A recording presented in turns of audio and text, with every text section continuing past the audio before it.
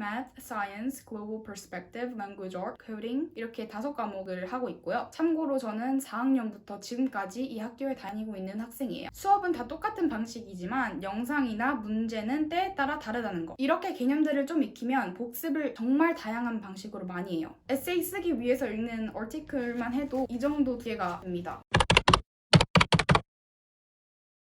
안녕하세요. 이번 영상에서는 NS의 공부 방식에 대해 설명해 드리도록 하겠습니다. 공부 방식에 대해 설명하기 전에 먼저 어떤 공부를 하고 있는지 알려드릴게요. 일단 저는 노스스타 아카데미라는 미국 온라인 학교를 다니고 있고요. 지금은 7학년 1학기를 하고 있습니다. Math, Science, Global Perspective, Language Art, Coding 이렇게 5과목을 하고 있고요. 참고로 저는 4학년부터 지금까지 이 학교에 다니고 있는 학생이에요. 이제 하나씩 어떤 방식으로 공부하는지 설명해 드리도록 할게요.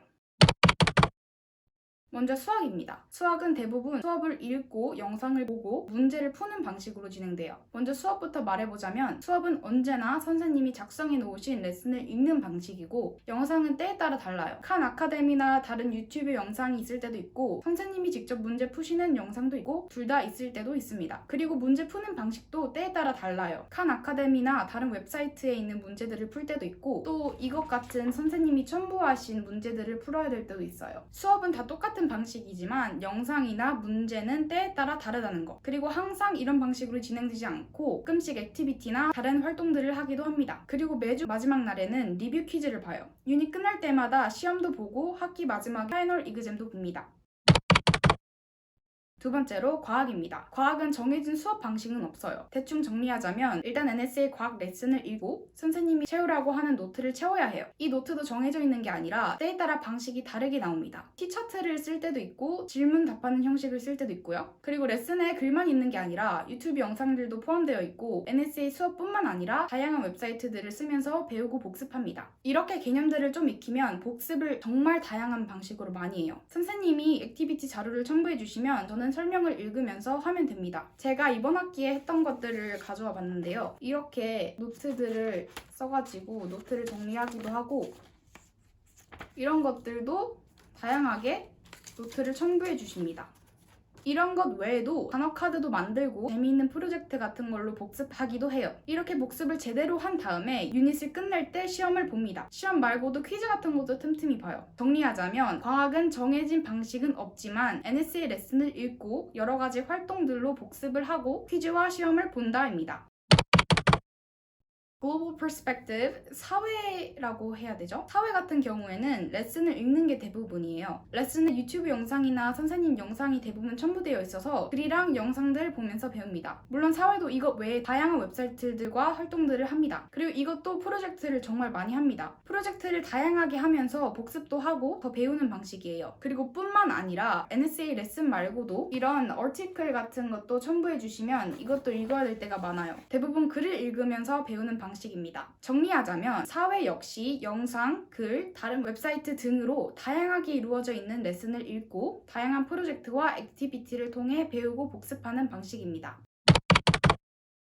Language Art. 우리나라로 치면 국어인데요. 영어로 읽고 쓰고 이런 것들을 하는 과목입니다. 이것도 정해진 수업 방식은 없어요. 3가지로 분류하자면 읽기, 쓰기, 단어 이 정도로 분류할 수 있을 것 같아요. 한 학기에 한 2권 정도 책을 읽으면서 이것저것 활동을 많이 하는데요. 읽으면서 그 책을 이용해서 에세이를 쓰기도 하고 퀴즈도 보고 프로젝트도 하면서 다양한 액티비티를 합니다. 그리고 쓰기 같은 경우에는 에세이를 말하는데요. 에세이도 한 학기에 2번은 무조건 하더라고요. 요즘에는 인터넷에 대해서 에세이를 쓰기 위해서 얼티클을 다양하게 읽고 있는데 에세이 쓰기 위해서 읽는 얼티클만 해도 이 정도 기회가 됩니다. 아무튼 요점은 에세이를 쓰기 위해 엄청나게 다양한 글을 읽으면서 준비한다는 거예요. 정말 디테일하게 가르쳐 주셔서 에세이 쓰는 게 생각보다 괜찮았어요. 에세이뿐만 아니라 중간중간에 쓰는 활동들이 엄청 많습니다. 그리고 단어 같은 경우에는 유닛으로 나눠서 단어들을 배워요. 단어들을 무작정 외우는 게 아니라 정말 하나하나 다 배우는 방식입니다. 그 단어가 어떻게 구성되어 있는지부터 시작해서 정말 꼼꼼하게 배워요. 그래서 그냥 외우는 거랑은 좀 다릅니다. 이렇게 단어를 외우고 유닛이 끝날 때마다 테스트를 봅니다. 랭귀지 아트 같은 경우에는 특별한 시험은 따로 없는데 중간중간에 얼티클 읽고 질문에 답하고 에세이처럼 조금 쓰는 어세스먼트 같은 것들은 있어요. 정리하자면 랭귀지 아트는 책을 읽으면서 다양한 액티비티를 하고 에세이를 쓰고 단어를 공부한다고 생각하시면 될 것 같아요.